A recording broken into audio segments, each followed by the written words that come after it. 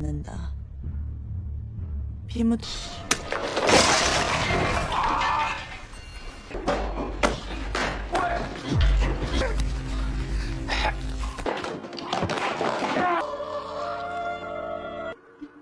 엄마도 왜?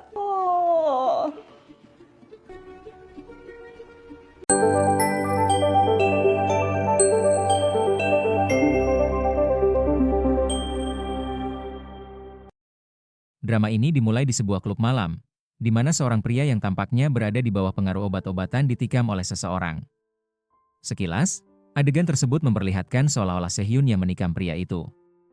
Namun ternyata, Sehyun adalah seorang ahli patologi forensik yang sedang mencoba merekonstruksi kejadian pembunuhan tersebut dalam pikirannya. Setiap kali ia datang ke lokasi kejadian, ia selalu mencoba merekonstruksi kasus seolah-olah dirinya adalah si pelaku, khususnya pelaku pembunuhan berantai. Dengan cara itu, Sehyun dapat menganalisis secara mendalam dan menemukan siapa pelakunya. Saat itu, Sehyun memberitahu detektif yang bertugas bahwa pelakunya kemungkinan adalah seorang psikopat atau seseorang yang berada di bawah pengaruh obat-obatan. Polisi pun menjelaskan bahwa mereka sedang memeriksa beberapa orang yang kedapatan menggunakan obat-obatan di dalam sebuah ruangan. Sehyun kemudian pergi ke ruangan tersebut dan mulai mengamati dua orang yang mencurigakan. Orang pertama tampak tidak meyakinkan sebagai pelaku. Namun, orang kedua terlihat sangat santai. Bahkan saat Sehyun memperlihatkan pisau pembunuhan kepadanya. Ia tetap tenang, tersenyum, dan bahkan tertawa, meski sedang dalam pengaruh obat. Dari situlah Sehyun yakin bahwa pemuda itulah pelakunya. Tak butuh waktu lama, Sehyun menyatakan bahwa pisau yang digunakan adalah milik pemuda tersebut dan dialah pelaku pembunuhan. Sementara itu, kita diperkenalkan dengan Jung Jung Hyun, seorang detektif yang pada hari itu sedang bertugas memburu seorang psikopat bersama rekannya, Jong Chang Jin. Namun, ketika mereka sedang berada di sebuah minimarket, Chang Jin melihat seorang anak laki-laki mencuri coklat. Ia langsung membawa anak itu ke mobil dan mengatakan kepada Jung Hyun bahwa mereka sebaiknya membawa anak tersebut ke kantor polisi. Jung Hyun menolak karena mereka sedang mengintai tersangka. Namun, tiba-tiba ia melihat seseorang yang mencurigakan dan segera mengejarnya. Sayangnya, pengejaran itu gagal dan tersangka berhasil lolos. Seperti biasa, Sehyun kemudian memeriksa tubuh para korban yang dikirim untuk dianalisis bersama tim forensiknya. Dalam tim tersebut ada 3 orang, salah satunya adalah seorang pria yang tampaknya kurang senang dengan Sehyun, mungkin karena merasa sering diperintah. Ketegangan meningkat saat Sehyun marah karena permintaannya untuk menganalisis zat narkotika pada korban tidak segera dilakukan. Di sisi lain, Jung Hyun dimarahi oleh atasannya karena dianggap gagal dalam menangkap tersangka. Ia sudah berusaha menjelaskan, namun tidak digubris dan bahkan dilempari barang oleh atasannya. Chang Jin kemudian membawa Jung Hyun keluar dari ruangan untuk berdiskusi lebih lanjut. Anak kecil yang sebelumnya ditangkap karena mencuri kemudian diketahui tinggal bersama adik dan neneknya. Namun karena neneknya sedang dirawat di rumah sakit akibat terjatuh, wali mereka tidak bisa datang ke kantor polisi. Akhirnya, Jung Hyun ditugaskan untuk mengantar anak tersebut pulang ke rumah. Di sana, kita diperkenalkan dengan pria bernama Pak Chai, seorang tukang laundry berkaki pincang. Ia dikenal di lingkungan sekitar dan ternyata cukup menggemari acara televisi yang menampilkan Sehyun, yang juga menjadi idola para ibu-ibu di sana. Gerak-gerik Pak Chai tampak mencurigakan dan terlihat ia mengenal Sehyun. Jung Hyun tetap menjalankan tugasnya dengan baik. Ia memastikan anak tersebut sampai di rumah dengan selamat, bahkan memberikan coklat kepada anak itu. Ia juga memberikan beberapa coklat tambahan untuk adik si anak sebagai bentuk perhatian. Jung Hyun memastikan bahwa anak-anak yang ia antar benar-benar sampai di rumah dengan selamat sebelum akhirnya ia pergi. Sementara itu, Sehyun baru saja pulang dari acara televisi tempat ia diundang sebelumnya. Dalam perjalanan pulang, ia melihat seekor kucing kelaparan dan memutuskan untuk memberinya makan. Namun, seorang ibu pemilik toko di dekat sana memarahi Sehyun karena merasa terganggu. Menurutnya, kucing itu terus berkeliaran di depan tokonya karena terlalu sering diberi makan. Meskipun si ibu marah-marah, Sehyun tidak menggubrisnya dan langsung pergi. Lama kemudian, identitas si pembunuh mulai terungkap. Ternyata, pelaku memiliki kebiasaan menonton acara televisi yang menampilkan Sehyun. Kali ini, ia baru saja menghabisi nyawa seseorang dan menjahit tubuh korban menggunakan benang yang tampak khas. Pembunuh tersebut sepertinya ditemani seorang anak perempuan yang tampaknya sudah terbiasa melihat perbuatannya. Setelah itu, ia meninggalkan tubuh korban di sebuah lokasi. Keesokan harinya, mayat tersebut ditemukan oleh polisi. Karena tubuh korban sudah dalam kondisi membusuk dan rusak parah, polisi pun meminta bantuan ahli forensik untuk mengidentifikasi penyebab kematian. Jung Hyun segera menemui Sehyun untuk meminta bantuannya. Awalnya, Jung Hyun mencoba bersikap akrab, namun Sehyun langsung menanggapi dengan tegas dan tanpa basa-basi. Ia langsung meminta berkas tanpa menghiraukan pembicaraan lainnya. Saat Sehyun memeriksa berkas, Jung Hyun menjelaskan beberapa temuan di lokasi kejadian serta kondisi tubuh korban. Sehyun kemudian menyatakan bahwa ia akan memeriksa semuanya secara menyeluruh terlebih dahulu. Dan setelah itu barulah ia bisa menyimpulkan apa yang sebenarnya terjadi. Sehyun bersama timnya pun mulai melakukan autopsi terhadap jenazah. Kondisi tubuh korban sangat mengerikan, mata korban bahkan sudah dipenuhi belatung. Saat diperiksa lebih lanjut, ditemukan bahwa leher korban disuntik dan tulang lehernya patah, yang menjadi salah satu penyebab kematian. Semua temuan tersebut dicatat dan didokumentasikan oleh tim. Saat memeriksa bagian perut korban, mereka mencium bau cairan pembersih lantai. Tak hanya itu, mereka juga menemukan benda-benda mencurigakan di bagian kaki korban. Salah satu anggota tim forensik kemudian memanggil Sehyun dan menyarankan agar ia melihat sesuatu. Ketika mereka membuka bagian perut korban, mereka menemukan benang yang sangat dikenali oleh Sehyun. Benang itu sama persis seperti yang sering ia mainkan saat masih kecil. Hal tersebut membuat Sehyun terkejut.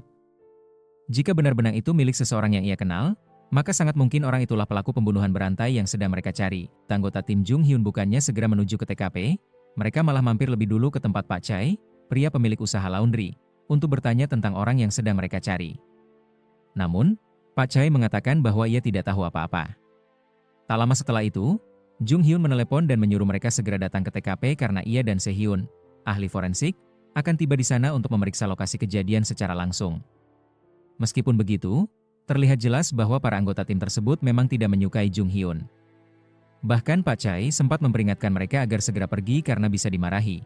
Namun mereka tetap tidak menunjukkan rasa hormat kepada Jung Hyun. Yang aneh, Pak Chai itu sendiri justru terlihat sangat mencurigakan seakan-akan berpura-pura baik di depan mereka. Nasib serupa ternyata juga dialami oleh Sehyun. Para rekan kerjanya, termasuk atasannya di divisi forensik, juga tampak tidak menyukainya dan ingin menyingkirkannya dari tim. Kemudian, Sehyun dan Jung Hyun pun tiba di TKP. Mereka langsung melakukan memeriksa tempat kejadian itu. Sehyun mengatakan bahwa mereka harus mengamati dari berbagai sisi, terutama karena posisi tubuh korban ditemukan di area yang sangat bersih, yang cukup mencurigakan. Mereka juga berencana mengambil sampel tanah untuk dianalisis, siapa tahu bisa ditemukan petunjuk penting dari situ. Sampel tanah pun diambil oleh salah satu rekan Sehyun. Menurut Sehyun, pelaku pembunuhan ini kemungkinan besar bukan pertama kali melakukan kejahatan semacam ini. Ia juga meminta Jung Hyun untuk memeriksa rekaman CCTV di area sekitar. Jung Hyun awalnya mengatakan bahwa ia tidak menemukan adanya CCTV yang mengarah ke tempat kejadian. Namun, Sehyun menanggapi bahwa karena tidak ditemukan jejak ban atau bekas kendaraan dari arah korban ditemukan, maka mereka perlu memeriksa CCTV dari arah sebaliknya. Barangkali di sanalah akan terlihat seseorang yang mencurigakan. Setelah itu, Jung Hyun kembali menghubungi anggotanya.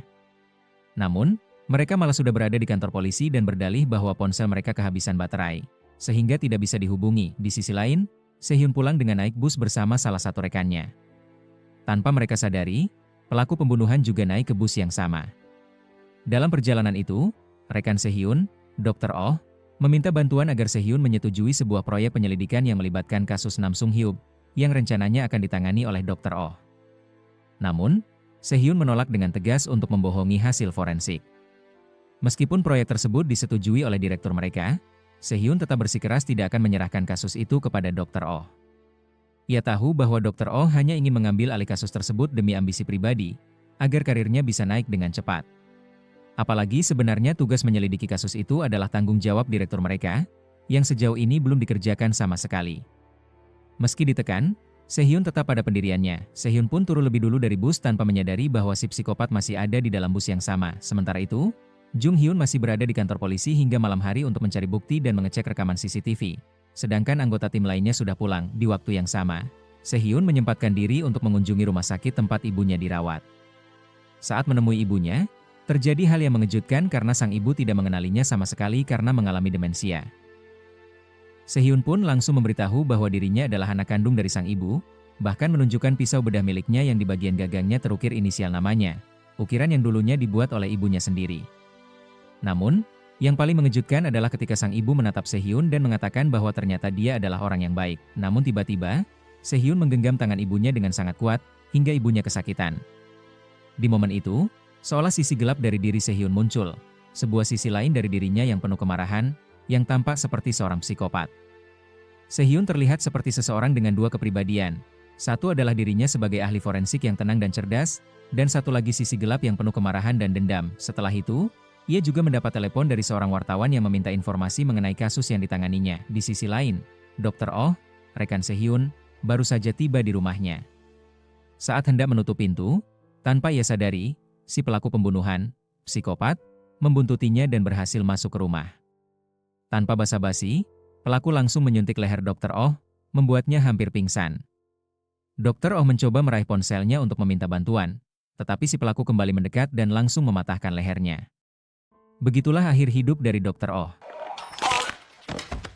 Keesokan harinya, media ramai memberitakan kasus pembunuhan berantai yang belum berhasil diungkap oleh polisi, terutama kasus terbaru, seorang mahasiswi yang ditemukan meninggal di ladang. Karena berita ini, citra polisi pun tercoreng, dan atasan Jung Hyun sangat marah. Ia bahkan menuduh ada anggota yang membocorkan informasi ke wartawan. Sayangnya, para rekan Jung Hyun malah menuduh dirinya sebagai pelaku kebocoran tersebut, sehingga mereka terlibat dalam adu mulut dan keributan. Padahal, Jung Hyun selama ini sudah sangat sabar menghadapi rekan-rekannya yang tidak menghormatinya, meskipun dia adalah pemimpin tim. Bahkan beberapa dari mereka merupakan seniornya. Karena bingung, Jung Hyun pun menelepon Sehyun dan bertanya apakah kemungkinan Sehyun yang membocorkan informasi itu ke media. Sehyun menegaskan bahwa dia tidak melakukan apa-apa. Ia memang sempat ditelepon wartawan kemarin, tapi tidak memberi informasi apapun. Setelah itu, Sehyun menemukan sebuah fakta penting dari sampel kulit di bagian leher korban yang ditemukan di ladang. Ia curiga pola goresan pada kulit tersebut mirip dengan bekas sikat kain, namun ia tidak memberitahu hal ini kepada Jung Hyun. Sehyun pun mendatangi rekan forensiknya dan menanyakan apakah hasil tes dari sampel itu sudah keluar. Ternyata hasilnya sudah tersedia, dan benar saja, jamur yang ditemukan di kulit korban memang berasal dari benda seperti sikat pembersih yang biasa dipakai mencuci piring atau pakaian. Hal ini menguatkan dugaan Sehyun bahwa si pelaku tersebut adalah seseorang yang ia kenal sebelumnya. Namun Sehyun justru berbohong kepada rekannya kalau pelaku menggunakan metode yang terkesan asal-asalan dan bodoh. Rekannya kemudian bertanya kemana perginya Dr. Oh dan apakah mereka sedang bertengkar. Namun Sehyun hanya terdiam. Ia menyadari bahwa jika ia menjawab, alasannya akan terdengar kekanak-kanakan, padahal situasi yang sebenarnya jauh lebih serius. Sementara itu di kantor polisi, atasan Jung Hyun meminta timnya untuk lebih fokus dalam menangkap pelaku, bukan hanya sekadar mengurusi korban. Namun sayangnya, para anggota Jung Hyun tetap enggan bekerja sama dan bahkan menolak untuk mengecek rekaman CCTV hari itu, dengan alasan akan melakukannya besok saat pikiran mereka sudah jernih. Hanya Jung Hyun sendiri yang tetap profesional menjalankan tugasnya. Di tempat lain, Sehyun pun terus merenungi petunjuk-petunjuk yang ia temukan. Salah satunya adalah benda berupa sikat. Ia teringat pada masa kecilnya dan ia sangat yakin bahwa orang itu sudah mati. Sementara itu, tampak seorang gadis yang membawa koper dan meletakkan di jalan. Terlihat di dalam koper terdapat potongan tubuh yang sudah dimutilasi. Apakah gadis ini adalah kaki tangan pembunuh tersebut? Ternyata, Sehyun sudah terbiasa membereskan masalah yang ditinggalkan oleh ayahnya. Sejak kecil, ia harus menutupi jejak setiap kali ayahnya menghilangkan nyawa seseorang, bahkan sampai memotong-motong bagian tubuh korban. Hari itu, kembali ditemukan potongan tubuh manusia yang belum diketahui identitasnya. Bahkan, seluruh jari korban telah dipotong, sehingga polisi kesulitan melakukan identifikasi. Karena itu, mereka memeriksa CCTV untuk mengetahui bagaimana tubuh itu bisa berada di lokasi penemuan. Jung Hyun pun semakin bingung dengan situasi yang terjadi. Setelah itu, mereka kembali ke kantor polisi dan mulai menyelidiki keberadaan pelaku. Jung Hyun meyakini bahwa pelaku kali ini sama dengan pelaku dari kasus sebelumnya. Namun, atasannya justru marah dan menegaskan bahwa Jung Hyun tidak bisa langsung menarik kesimpulan seperti itu tanpa bukti. Meski begitu, Jung Hyun sudah mengajukan permintaan otopsi, dan mereka akan menunggu hasil otopsi untuk mendapat kepastian. Kemudian, Jung Hyun pergi menemui Sehyun karena ia ingin mengetahui lebih jauh tentang korban yang ditemukan tadi malam dan segera melakukan autopsi. Sementara itu, di kantor forensik, Sehyun diberitahu oleh anggotanya bahwa Oh Min-ho sudah tidak masuk kerja selama 2 hari. Tak lama kemudian, Sehyun dipanggil oleh direktur dan ditanya mengenai keberadaan Min-ho. Direktur juga meminta agar Sehyun segera menyelesaikan masalahnya dengan Min-ho karena sebagai ketua tim, ia bertanggung jawab terhadap anggotanya, dan tidak boleh berselisih terlalu lama. Setelah itu, Jung Hyun datang menemui Sehyun dan menginformasikan bahwa mereka kembali menemukan potongan tubuh manusia. Dan kali ini terdapat benang yang sama seperti pada korban sebelumnya. Sehyun langsung melakukan autopsi bersama timnya. Saat proses autopsi berlangsung, mereka menemukan hal yang mengejutkan. Meski jari-jari korban awalnya hilang, ternyata salah satu jarinya ditemukan tersembunyi di bagian tubuh yang lain. Jari tersebut diikat dengan benang berbentuk seperti pita, cara yang sangat dikenali oleh Sehyun, karena menyerupai pola yang biasa dilakukan ayahnya. Setelah identifikasi dilakukan, anggota tim Sehyun mengonfirmasi bahwa korban tersebut adalah orang yang mereka kenal, yakni Oh Min-ho. Sehyun pun menyampaikan kepada Jung Hyun bahwa meskipun ia belum bisa mengidentifikasi pelaku, namun identitas korban sudah dipastikan, Oh Min-ho, anggota timnya sendiri. Jung Hyun sangat terkejut mendengar kabar tersebut. Di saat yang sama, Pak Yun sedang mengantar pakaian dan melihat beberapa polisi memasang spanduk di sekitar lokasi. Ia pun membantu memperbaiki posisi spanduk tersebut. Sementara itu atasan Sehyun mulai merasa cemas dan takut jika polisi mulai mencurigai mereka, apalagi korban kali ini adalah anggota tim sendiri. Namun, Sehyun menanggapi dengan santai dan mengatakan bahwa ia akan mengerjakan semuanya sendiri dan bertanggung jawab. Meskipun begitu, atasannya tetap tidak setuju dan menunjuk orang lain untuk menggantikan posisi Sehyun dalam mengidentifikasi jenazah-jenazah berikutnya karena Sehyun tidak mau menuruti kemauannya dalam kasus Nam Sung-yu masalah narkoba. Rekan Sehyun sempat menolak tugas untuk menggantikan posisi Sehyun karena ia bukan ahli dalam bidang tersebut. Sehyun juga sempat mempertanyakan keputusan atasannya yang memberikan tugas kepada orang lain yang bukan ahli di bidang forensik. Menurutnya, hal itu dapat membahayakan hasil analisis tim mereka. Tak lama kemudian, Sehyun kembali bertemu dengan Jung Hyun dan menyampaikan bahwa ia bersedia menjadi saksi atas kasus Oh Min-ho, karena mereka adalah rekan kerja. Ia juga menjelaskan kejadian terakhir yang ia ingat. Setelah mereka selesai mengidentifikasi korban sebelumnya, mereka pulang menggunakan bus. Sehyun kemudian pergi ke rumah sakit, sementara Min-ho langsung pulang. Mereka sempat membicarakan pekerjaan dan terlibat adu argumen, lalu berpisah. Sejak itu, Sehyun tidak bertemu lagi dengan Min-ho. Itu saja yang bisa ia sampaikan kepada Jung Hyun. Namun, ada satu hal yang tidak disampaikan Sehyun kepada Jung Hyun, yaitu fakta bahwa lokasi ditemukannya tubuh Oh Min-ho sangat mirip dengan lokasi tempat ayah Sehyun biasa membuang jasad-jasad korban yang telah ia bunuh. 잘 모르겠네요. Setelah itu, rekan-rekan Jung Hyun mengonfirmasi bahwa korban yang ditemukan memang benar adalah Oh Min-ho. Mereka juga menyampaikan bahwa mereka telah menemukan seseorang yang dicurigai sebagai pelaku, berdasarkan rekaman CCTV. Namun, Jung Hyun menegaskan bahwa mereka belum bisa memastikan 100% apakah orang dalam CCTV tersebut benar-benar pelakunya.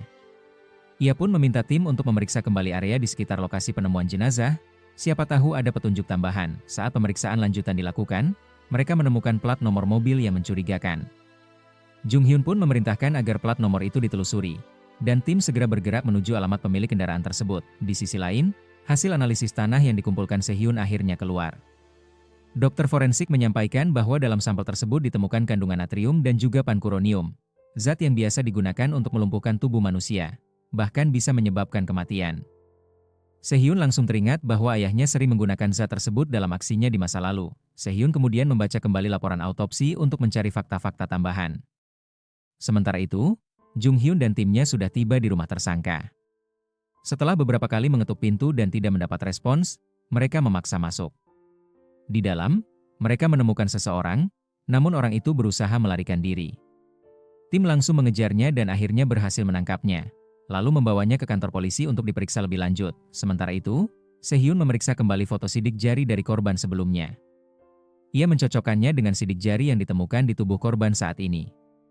Ia menggunakan lakban untuk mengambil sidik jarinya, lalu meminta temannya mengambil bungkus plastik dari korban terbaru agar sidik jari atau DNA yang ada bisa diperiksa. Beberapa saat kemudian, hasil pemeriksaan keluar. Sidik jari yang ditemukan cocok dengan data yang dimiliki Sehyun. Kesimpulan awalnya sangat mengejutkan. Pelaku yang dicari kemungkinan besar adalah ayah Sehyun sendiri. Esokan harinya, saat Sehyun hendak berangkat kerja, tiba-tiba muncul kehebohan di lingkungan tempat tinggalnya. Seekor kucing ditemukan sudah tak bernyawa, dan ada seorang ibu yang memang tidak menyukai Sehyun, langsung menuduh bahwa Sehyunlah pelakunya. Namun, Sehyun membalikkan tuduhan itu. Ia menyebut bahwa justru ibu tersebut yang dulu pernah melarangnya memberi makan kucing itu. Karena sang ibu tidak memiliki bukti, pertengkaran antara keduanya pun berakhir dengan keributan yang harus ditangani polisi. Setibanya di kantor, Sehyun mendapat telepon dari Jung Hyun yang mengabarkan bahwa mereka telah berhasil menangkap pelaku. Karena sangat penasaran, Sehyun memutuskan untuk segera menuju kantor polisi. Ia ingin memastikan sendiri apakah pelaku tersebut adalah orang yang ia kenal selama ini, seseorang yang sebenarnya ia yakini telah meninggal dunia. Setelah sampai di kantor polisi, Sehyun menyerahkan hasil analisis tanah yang ia peroleh. Hasilnya menunjukkan bahwa kandungan tanah tersebut berbeda dengan yang ditemukan pada tubuh korban. Saat Sehyun bertanya apakah pelaku sudah mengaku, Jung Hyun menjawab belum, Namun ciri-cirinya sangat mirip dengan yang terekam di CCTV, terutama karena sama-sama mengenakan topi. Sehhyun ingin melihat wajah pelaku secara langsung. Meskipun pada awalnya Jung Hyun melarang, Sehhyun tetap memaksa. Setelah bernegosiasi, akhirnya Jung Hyun mengizinkan Sehhyun masuk ke ruang interogasi. Meskipun hanya sebentar, di ruang interogasi, Sehhyun tampak sangat tegang. Ia khawatir orang yang ada di balik pintu itu adalah sosok yang selama ini ia kira sudah mati, yakni ayahnya sendiri. Saat akhirnya ia melihat wajah si tersangka, Sehhyun langsung gemetaran hebat. Jung Hyun sampai bertanya apakah Sehhyun baik-baik saja. Sehhyun menarik napas panjang dan akhirnya menyadari bahwa orang itu bukan pelaku yang ia cari. Tersangka pun berkali-kali menyatakan bahwa ia bukan pelaku. Rekan Jung Hyun kemudian mengonfirmasi bahwa hasil pemeriksaan terhadap mobil tersangka tidak menunjukkan adanya tanda-tanda mencurigakan, tidak ada jenazah, dan tidak ada bukti kriminal lainnya. Namun, salah satu rekan Jung Hyun tetap tidak percaya dan justru terlibat cekcok dengan tersangka. Ketegangan memuncak ketika si tersangka menyinggung soal istri rekan polisi tersebut. Emosi memuncak, sang polisi pun memukul si tersangka. Jung Hyun dan rekan lainnya segera melerai, karena sebagai polisi, mereka tidak boleh menggunakan kekerasan tanpa dasar. Si tersangka kemudian menuntut agar para polisi yang memukulnya meminta maaf sambil berlutut. Namun, Jung Hyun menolak dan menegaskan bahwa mereka akan meminta maaf dengan layak dan melaporkan insiden itu kepada atasan, serta menerima hukuman yang setimpal. Tersangka sempat berkata bahwa sebagai gantinya, ia ingin meninju balik rekan Jung Hyun. Namun Jung Hyun segera mencegah hal itu terjadi dan ia mengingat pernah bertemu dengan tersangka sebelumnya saat ia kabur dari kejarannya. Saat hendak dibawa keluar dari kantor polisi, tersangka melihat kerumunan wartawan. Ia langsung membuat kegaduhan dan meneriakkan bahwa dirinya adalah korban salah tangkap serta mengaku telah dipukul polisi. Akibat ulah itu, atasan Jung Hyun sangat murka dan meminta seluruh anggota yang terlibat bertanggung jawab atas insiden tersebut. Jung Hyun mengatakan bahwa ia yang akan bertanggung jawab atas insiden salah tangkap tersebut, dan bersedia meminta maaf secara langsung kepada publik. Sementara itu, Sehhyun mulai memikirkan keberadaan sosok pelaku diduga kuat sebagai dalang di balik kasus ini. Rekannya memberitahu bahwa pihak kepolisian akan mengadakan konferensi pers untuk menyampaikan permintaan maaf secara resmi. Mendengar itu, Sehhyun memutuskan untuk ikut hadir dalam konferensi tersebut. Rekan-rekan Jung Hyun kemudian menyerahkan rekaman CCTV dari bus yang pernah dinaiki oleh Sehhyun dan Dr. Oh.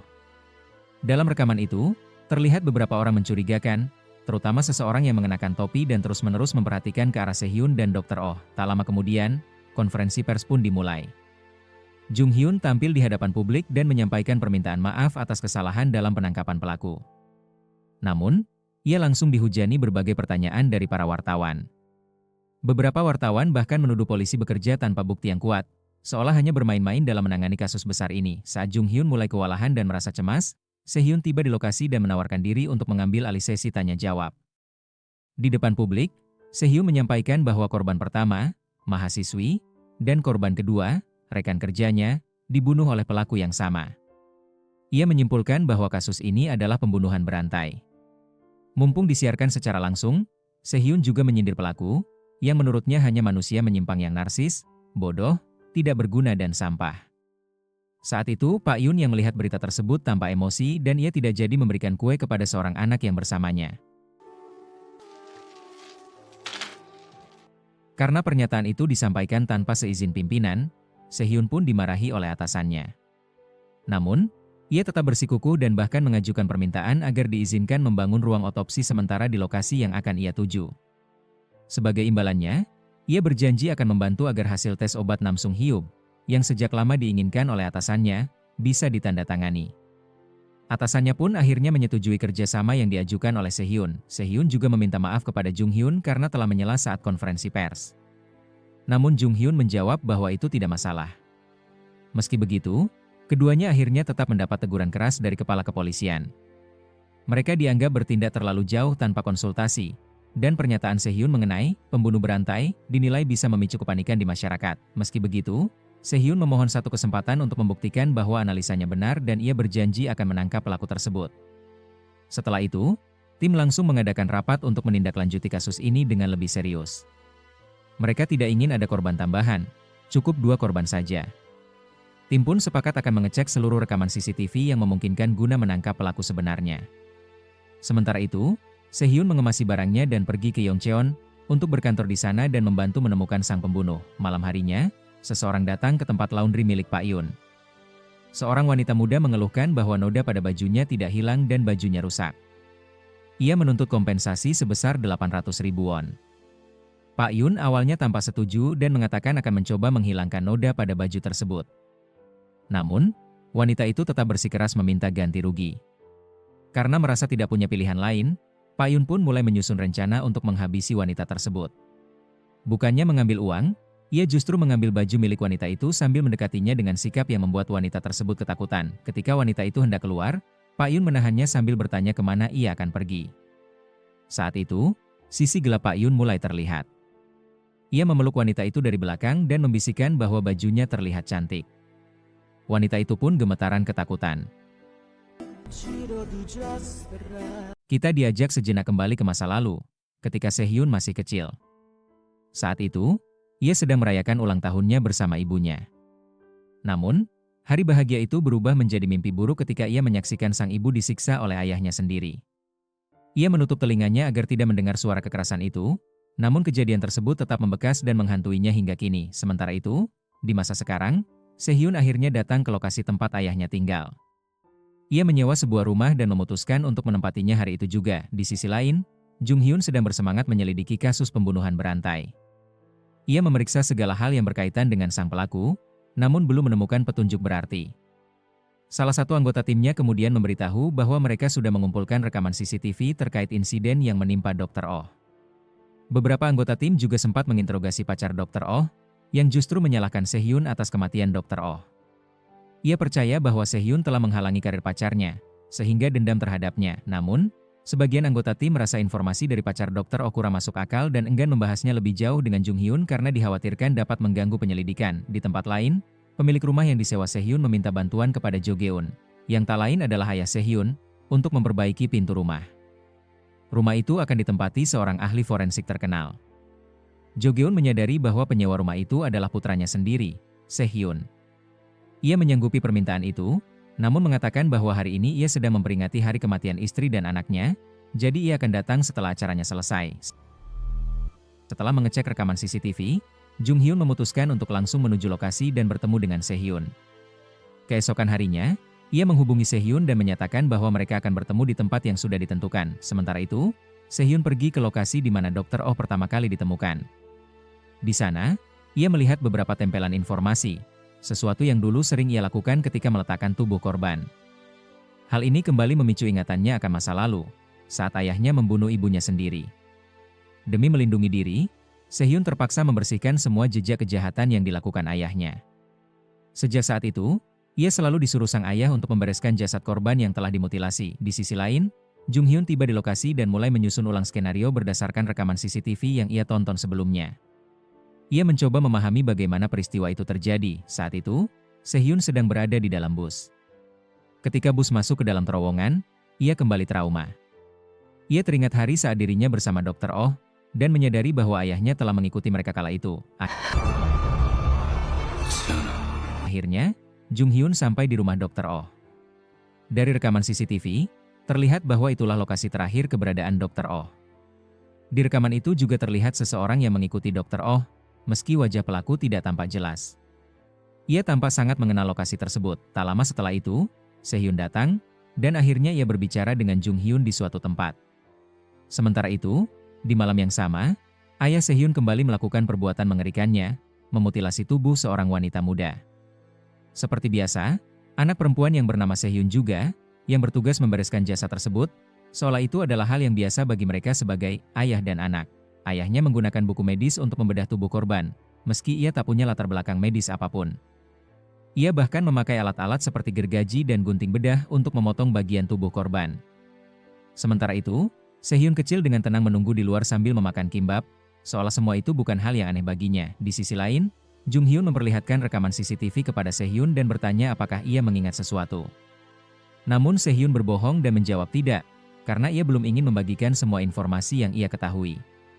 Padahal, sebenarnya Sehyun menyadari bahwa kedua korban sebelumnya memiliki keterkaitan. Saat Jung Hyun mengatakan bahwa ia yakin pelaku tinggal di area sekitar situ karena semua jasad dibuang di lokasi yang sama, Sehyun hanya menjawab, belum tentu, untuk mengalihkan perhatian. Tak lama setelah itu, mereka menerima laporan dari rekan tim bahwa pancuronium, obat bius yang ditemukan di tubuh dua korban sebelumnya, menunjukkan kesamaan pola.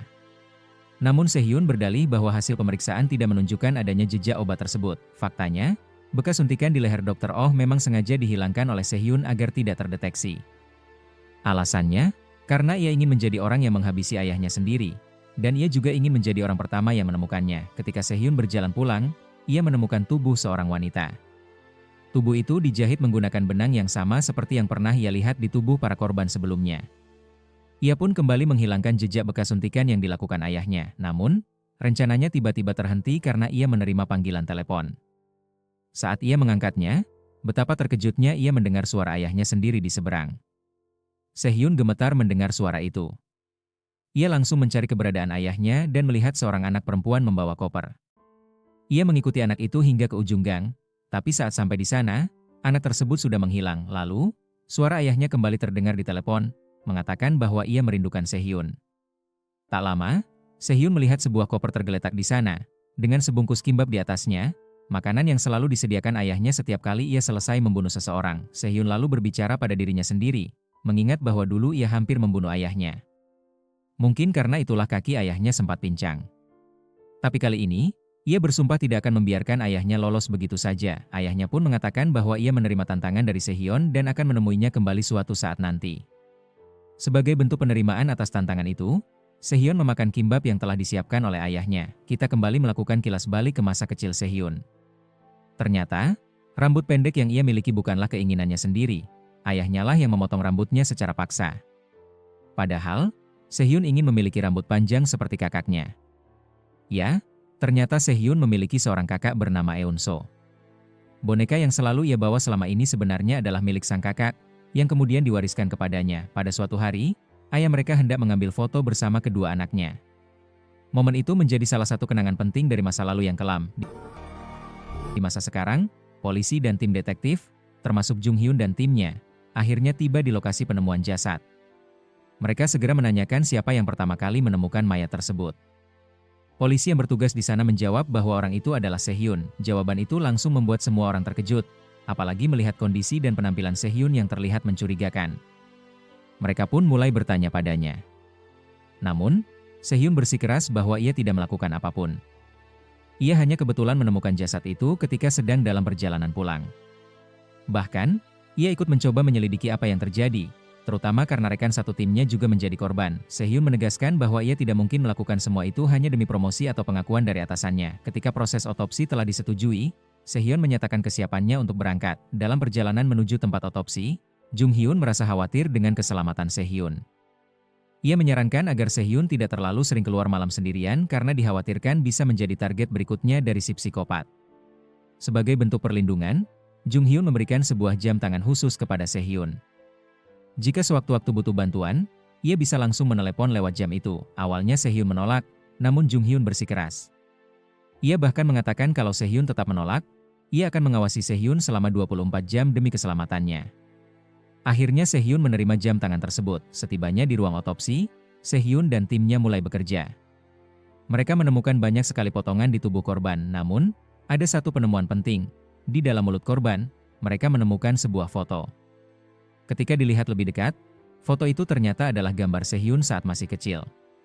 Ia lalu menunjukkan foto itu kepada Jung Hyun, yang langsung memfotonya untuk dianalisis lebih lanjut. Meskipun Sehyun sebenarnya tahu siapa anak dalam foto itu, ia memilih untuk tidak memberitahukan apapun kepada Jung Hyun. Sementara itu, ayah Sehyun sedang dalam perjalanan menuju rumah lama mereka.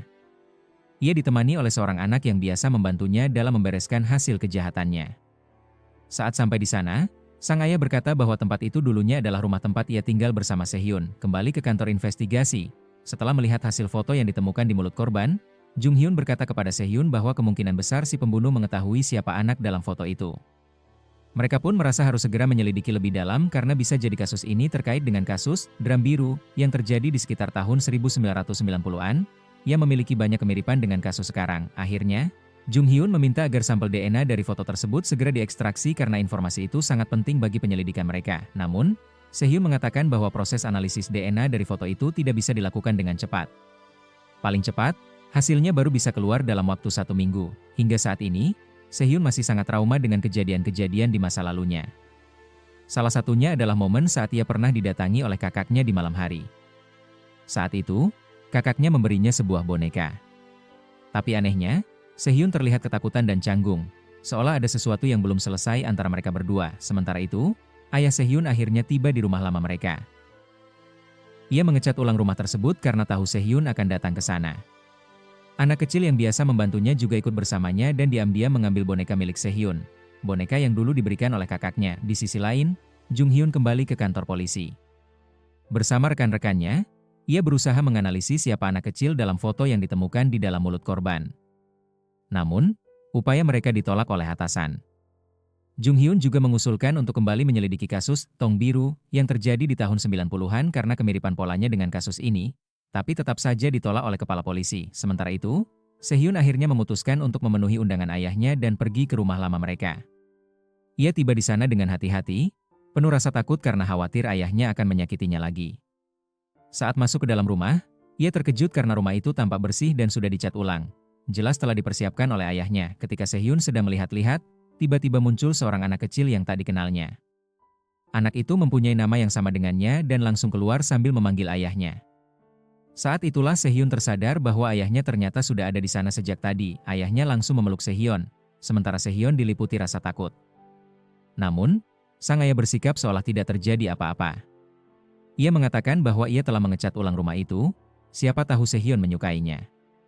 Sikapnya yang tenang justru terasa semakin menyeramkan. Di tempat lain, meski tak diizinkan oleh atasannya, Jung Hyun tetap melanjutkan penyelidikan terkait kasus Tong Biru. Salah satu rekannya mengatakan bahwa mereka berhasil menganalisis wajah anak dalam foto jika ia tumbuh dewasa. Dan hasilnya mengejutkan. Wajah anak itu sangat mirip dengan Sehyun. Dalam kasus Tong Biru, salah satu korban diketahui adalah kakak Sehyun, Eun-so, atau anak dari korban utama. Fakta ini membuat semuanya semakin rumit. Sehyun pun mengingatkan ayahnya bahwa dulu ia sudah berusaha membunuhnya, dan ia yakin saat itu ayahnya telah tewas. Namun, ayahnya menjelaskan bahwa ia sebenarnya diselamatkan oleh seorang pencari herbal di hutan. Orang itulah yang membawanya kembali hidup-hidup. Lalu, sang ayah memperkenalkan anak kecil yang bersamanya. "Ini adikmu," katanya. Ia mengaku menemukan dan memungut anak itu dari suatu tempat. Namun, Sehyun merasa muak. Ia sangat jijik melihat ayahnya sendiri dan memutuskan bahwa satu-satunya jalan adalah membuat ayahnya benar-benar lenyap dari dunia ini. Sehyun mencoba membunuh ayahnya, tapi gagal. Ayahnya berhasil menahan serangannya. Meski sempat melepaskan diri dan mencoba lagi, ia tetap kalah. Kali ini, Sehyun justru tertembak dengan pistol kejut listrik oleh bocah kecil yang membantunya, anak yang disebut-sebut sebagai adiknya. Akhirnya, Sehyun jatuh pingsan di pangkuan ayahnya. Setelah itu, Sehyun terbangun dan mendapati dirinya berada di tengah genangan cairan merah di dalam rumah lamanya. Sementara itu, di tempat lain, Jo-kyun mengambil pisau bedah milik Sehyun dan menyimpannya dengan rapi ke dalam sebuah kotak. Sehyun tentu terkejut melihat keadaannya saat itu. Ia segera membersihkan tubuhnya dari cairan merah tersebut. Di tengah kekacauan ini, Jung Hyun dan timnya memutuskan untuk mulai mencari sosok anak kecil di foto, yang kini telah tumbuh menjadi seorang wanita. Salah satu rekan Jung Hyun menyebut bahwa anak kecil itu adalah Sehyun, tetapi yang lain menyangkalnya dan menganggap itu tidak mungkin. Kemudian, Jung Hyun dan Chang Jin mengunjungi tempat laundry milik Jo-kyun untuk membicarakan kasus wanita boneka tali. Jo-kyun mengaku bahwa wanita itu memang pernah 2 kali mencuci pakaian di tempatnya. Di sana, Jung Hyun memperhatikan cara berjalan Jo-kyun yang menyeret kaki, lalu menanyakannya pada Chang Jin. Chang Jin menjelaskan bahwa Jo-kyun pernah mengalami kecelakaan. Jung Hyun kemudian merasa curiga terhadap sebuah ruangan di dalam laundry itu dan meminta izin untuk memeriksanya. Dengan percaya diri, Jo-kyun memperbolehkannya. Saat memeriksa ruangan tersebut, Jung Hyun menemukan sebuah topi hitam dan pakaian yang mirip dengan yang dikenakan oleh pelaku dalam kasus Oh Min-ho. Kecurigaannya terhadap Jo-kyun pun semakin kuat. Setelah itu, Jung Hyun menyampaikan kecurigaannya kepada Chang Jin, namun Chang Jin menanggapinya dengan skeptis. Malam harinya, Jo-kyun menelepon Sehyun untuk mengejeknya. Sehyun sangat marah karena Jo-kyun telah menyelipkan foto masa kecilnya ke dalam rangkaian kasus. Kini, pihak kepolisian mulai mencari seseorang yang sesuai dengan hasil montase wajah Sehyun, demi menghentikan kegilaan Jo-kyun. Sehyun pun menyusun sebuah rencana. Ia mengajak Jo-kyun bekerja sama untuk menjebak orang lain sebagai pelaku pembunuhan berantai. Jo-kyun menyetujui rencana itu dan bahkan bersedia menyiapkan seseorang yang bisa dijadikan kambing hitam. Malam itu, Sehyun pergi ke rumah seorang pria untuk mengambil sampel DNA-nya. Rencananya, DNA pria itu akan disisipkan ke tubuh korban Oh Min-ho agar seolah-olah pria tersebut adalah pelakunya. Namun, Setelah mengambil sampel, Jo Kyun kembali mengirim pesan kepada Sehyun agar ia membersihkan tempat kejadian perkara. Saat memeriksa rumah tersebut, Sehyun menemukan pria itu tergeletak di kamar. Ia mengira pria itu telah dibunuh oleh Jo Kyun. Ketika ia sedang mencari CCTV tersembunyi yang diduga telah dipasang Jo Kyun, tiba-tiba pria itu terbangun dan langsung menyerang Sehyun karena mengira Sehyun adalah penyusup. Perkelahian pun terjadi, dan akhirnya Sehyun membunuh pria tersebut.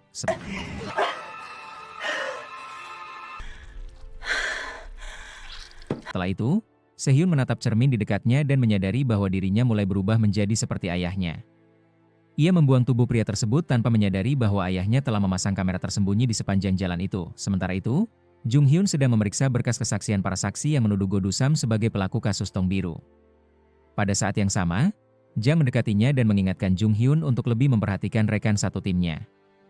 Jang juga memberitahu bahwa istri Chang Jin saat ini sedang dirawat di rumah sakit karena menderita kanker ginjal. Chang Jin masih harus mengurus istrinya yang sedang sakit, anak-anaknya, dan sekarang juga terlibat dalam kasus pembunuhan berantai. Jang mengungkapkan bahwa Chang Jin pasti sangat stres menghadapi semuanya. Ia pun memperingatkan Jung Hyun agar tidak bertindak sendiri dalam menangani kasus ini, melainkan harus berdiskusi dan bekerja sama dengan tim. Keesokan paginya, setelah merenungkan perkataan Jang, Jung Hyun mendatangi Chang Jin dan meminta maaf. Chang Jin memahami niat Jung Hyun yang ingin segera menangkap pelaku, tetapi ia mengingatkan bahwa akal sehat juga penting. Jangan sampai karena ambisi membuka kasus lama, Jung Hyun dan seluruh tim justru kewalahan dan berakhir kehilangan pekerjaan. Jung Hyun pun berjanji bahwa kali ini ia akan menangani semuanya dengan benar. Sementara itu, Sehyun duduk di samping jasad pria yang dibunuhnya malam sebelumnya. Saat itu, Jo Kyun menelepon. Ia mengaku sengaja memasang CCTV tersembunyi di sekitar rumah pria itu sebagai asuransi. Jika suatu saat Sehyun mengkhianatinya, maka Jo Kyun tidak akan jatuh sendirian. Jo Kyun lalu memberikan alamat untuk langkah selanjutnya. Namun kali ini Sehyun yang justru mengambil kendali dan memberikan lokasi yang harus didatangi. Jo Kyun tampaknya tak punya pilihan selain mengikuti instruksi tersebut. Di tempat lain, dokter yang menelepon Jung Hyun karena ia tak bisa menghubungi Sehyun. Dokter yang pun menyampaikan bahwa dalam tubuh korban wanita, tali ditemukan zat pelumpuh. Zat yang sama yang sebelumnya juga ditemukan pada korban pertama, Yeon Jo, dan korban kedua, Oh Min Ho. Mendengar hal itu, Jung Hyun terkejut karena berarti Sehyun telah menyembunyikan informasi penting dari mereka. Kecurigaan terhadap Sehyun pun mulai tumbuh. Malam itu, Jo Kyun tiba di lokasi yang telah disebutkan Sehyun. Saat ia menelepon Sehyun, ia mendengar suara dering ponsel dari dalam sebuah mobil. Jo Kyun mendekati mobil tersebut, tetapi tiba-tiba Sehyun muncul dari belakang dan memukul kepalanya dengan pipa logam. Setelah itu, Sehyun membuka truk milik Jo Kyun namun tidak menemukan siapapun di dalamnya. Setelah memastikan keadaan aman, ia mengikat Jo Kyun dan mengambil sampel DNA-nya. Saat tersadar, Jo Kyun mengejek bahwa usaha Sehyun sia-sia karena dirinya sudah memalsukan kematiannya sejak lama. Namun Sehyun tidak peduli. Baginya, yang penting Jo Kyun bisa lenyap dari dunia ini. Sehyun pun mulai mencekik Jo Kyun dengan seutas tali, namun tiba-tiba alarm mobil berbunyi sangat keras. Sehyun buru-buru masuk ke truk untuk mematikannya, tanpa menyadari bahwa Jo Kyun berhasil membebaskan diri saat itu juga. Jo Kyun lalu menghampiri Sehyun dan menamparnya beberapa kali sebelum berusaha mencekiknya. Untungnya, seorang penjaga datang ke lokasi tersebut, dan Sehyun berhasil kabur tepat waktu. Sehyun pulang ke rumah, tapi terkejut saat menemukan sebuah tong biru di dalamnya. Ia mulai mengalami halusinasi dan dilanda ketakutan hebat. Dalam kondisi kewalahan, Sehyun berlari keluar rumah. Ia berjalan terhuyung-huyung di jalan, hingga tersandung dan tanpa sengaja bertemu dengan Jung Hyun. Keduanya kembali ke rumah Sehyun. Saat Sehyun membersihkan diri, Jung Hyun melihat diagram kasus pembunuhan berantai yang telah disusun Sehyun. Setelah selesai, Sehyun merawat luka-lukanya, dan Jung Hyun membantunya. Mereka lalu membicarakan alasan mengapa memilih karir masing-masing. Intinya, mereka berdua ingin membantu orang lain, mencegah kejahatan, dan menegakkan keadilan. Di saat yang sama, Jung Hyun menerima pesan bahwa laporan forensik yang dimintanya sudah dikirim ke email. Saat ia membukanya, tertera bahwa lokasi foto anak kecil yang ditemukan di mulut korban ketiga adalah Pelabuhan Chonggun, tempat yang sama dengan lokasi kasus pembunuhan Tong Biru. Kini, Jung Hyun makin mencurigai Sehyun. Esokan paginya, Sehyun yang kelelahan karena kejadian malam sebelumnya akhirnya terbangun. Pada saat yang sama, ayahnya meneleponnya dan mengajaknya untuk bertemu. Namun, Sehyun dengan tegas meminta ayahnya menjauh darinya karena ia ingin menangani semuanya sendiri mulai sekarang. Jo-kyun hanya tertawa sinis dan mengejek Sehyun, mengatakan bahwa cepat atau lambat Sehyun akan datang mencarinya lagi. Mendengar itu, Sehyun langsung memutus sambungan telepon dari orang gila tersebut. Sementara itu, di kantor polisi, atasan Jung Hyun memarahi dirinya karena nekat menyelidiki kasus Ember Biru. Ia bahkan menyuruh Jung Hyun untuk meminta bantuan dari koneksi seniornya di cabang kepolisian lain. Setelah itu, Jung Hyun pergi dengan berbagai pertanyaan yang belum terjawab, terutama mengenai apa saja yang telah disembunyikan Sehyun darinya. Mulai dari zat pelumpuh yang ditemukan dalam tubuh para korban kasus Ember Biru, hingga mengapa Sehyun tiba-tiba tumbang tak berdaya malam sebelumnya, Jung Hyun berusaha menghubungkan berbagai petunjuk dan mulai bertanya-tanya dalam hati. Apa sebenarnya yang sedang direncanakan Sehyun di belakangnya? Di sisi lain, Sehyun mendatangi Badan Forensik Nasional. Di sana, ia mencoba menaruh rambut pria yang dibunuhnya sebelumnya ke barang bukti dalam kasus wanita boneka tali. Tujuannya adalah agar polisi percaya bahwa pria itu adalah pelaku dari rangkaian pembunuhan ini, dan masa lalu kelam Sehyun bisa tetap tersembunyi. Setelah itu, Sehyun bertemu dengan Dr. Jang. Dengan nada menggoda, Dr. Jang mempertanyakan mengapa Sehyun tidak memberitahu Jung Hyun tentang zat pelumpuh yang ditemukan dalam tubuh korban ketiga. Bahkan, Sehyun juga tidak menyebutkan bahwa korban pertama dan kedua juga memiliki zat yang sama. Ia kemudian memberitahu bahwa lokasi otopsi sementara di dekat kantor polisi tempat Jung Hyun bekerja telah ditarik kembali, karena pihak kepolisian menduga bahwa pelaku sudah berhasil ditangkap. Sehyun terkejut mendengarnya, meski ia berusaha tetap tenang. Di kantor polisi, Suho memberitahu tim bahwa mereka menerima kiriman sebuah flash disk. Tentu saja, pengirimnya adalah Jo-kyun. Tim Jung Hyun pun segera memutar isi rekaman tersebut, dan ternyata isinya adalah rekaman saat Sehyun membuang jasad pria yang dibunuhnya. Dalam video itu, terlihat Sehyun membawa tubuh pria tersebut di dalam sebuah koper. Nama pria yang dibunuh Sehyun adalah Hyung-jo. Melihat rekaman itu, Jung Hyun sangat terkejut dan merasa dikhianati. Ia segera mencoba menghubungi Sehyun. Namun di saat yang sama, Sehyun tengah menghadapi masalah yang lebih besar. Tim audit telah menerobos masuk ke kantornya dan menyita semua dokumen miliknya. Ternyata Sehyun sedang diselidiki karena dituduh memalsukan hasil analisis atlet Nam Suyeop, serta tidak melaporkan temuan zat pelumpuh kepada pihak kepolisian. Padahal, perubahan hasil analisis tersebut dilakukan atas perintah langsung dari Direktur Forensik. Malam itu, 3 anggota tim Jung Hyun sedang menunggu hasil pelacakan lokasi dari rekaman video yang mereka lihat siang tadi. Setelah hasilnya keluar, mereka segera menyadari bahwa lokasi tersebut tampak tidak asing bagi mereka. Tanpa menunggu lama, tim polisi segera bergegas menuju rumah Hyung-jo. Sementara itu, Jung Hyun mendatangi ruang kerja Sehyun untuk mengonfrontasinya secara langsung. Ia menuduh Sehyun karena telah menyembunyikan informasi penting, yakni keberadaan zat pelumpuh otot yang ditemukan pada ketiga korban dalam kasus pembunuhan berantai. Namun, Sehyun bersikap defensif dan justru membalikkan tuduhan, mempertanyakan kemampuan investigasi Jung Hyun selama ini. Jung Hyun lalu menatap tajam dan bertanya, apakah Sehyun benar-benar tidak terlibat dalam 3 kasus pembunuhan tersebut. Ia terus mengajukan berbagai pertanyaan tajam yang menghantui pikirannya sejak siang tadi. Namun, Sehyun tetap menolak untuk mengatakan yang sebenarnya. Dengan nada putus asa, Jung Hyun bertanya tentang isi rekaman USB yang sebelumnya telah mereka tonton. Namun, seperti sebelumnya, Sehyun tidak memberikan jawaban yang berarti. Jung Hyun kemudian mempertanyakan apakah ia masih bisa mempercayai Sehyun. Dengan emosi yang memuncak, Sehyun menjawab bahwa jika pertanyaan itu sampai terucap dari mulut Jung Hyun, maka itu berarti Jung Hyun sebenarnya memang sudah tidak mempercayainya lagi.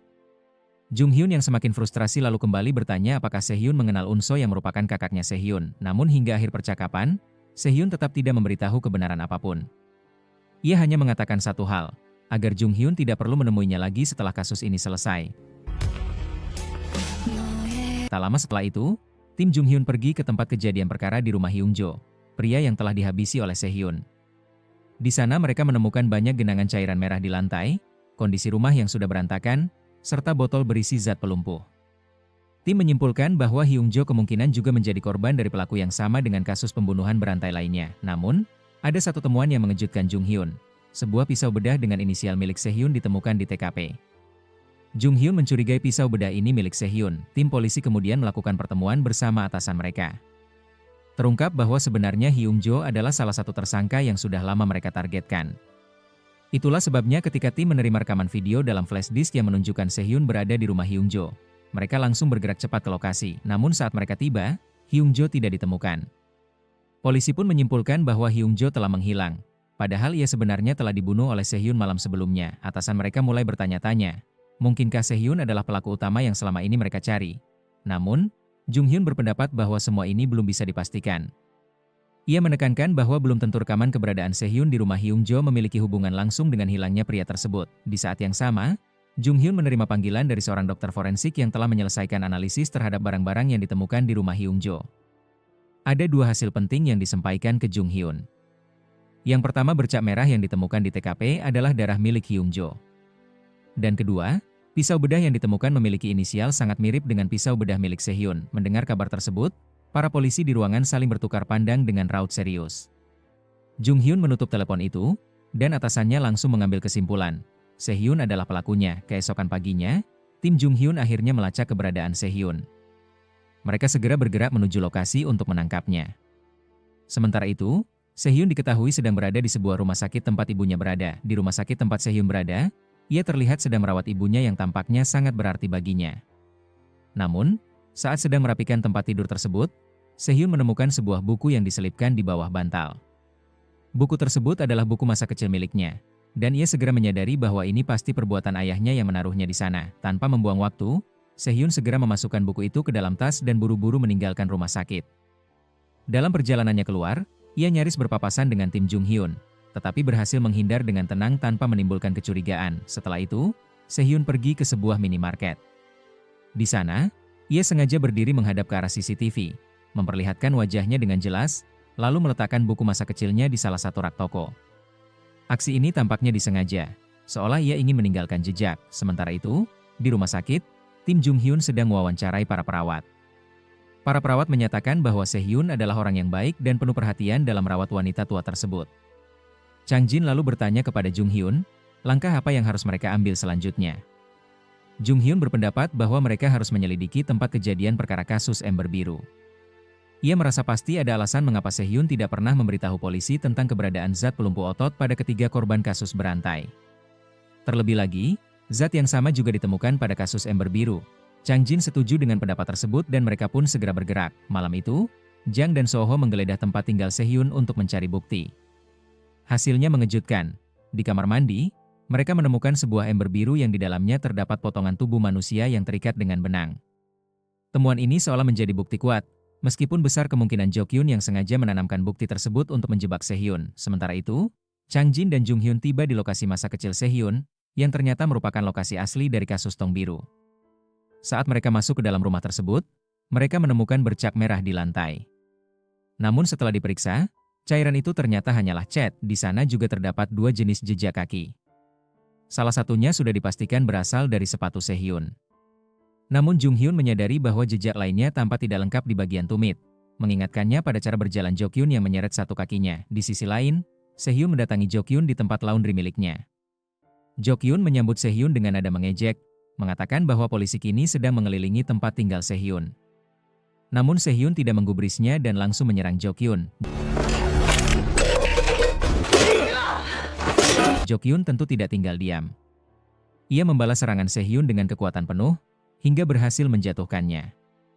Dalam kondisi lengah, Sehhyun disuntik dengan zat pelumpuh.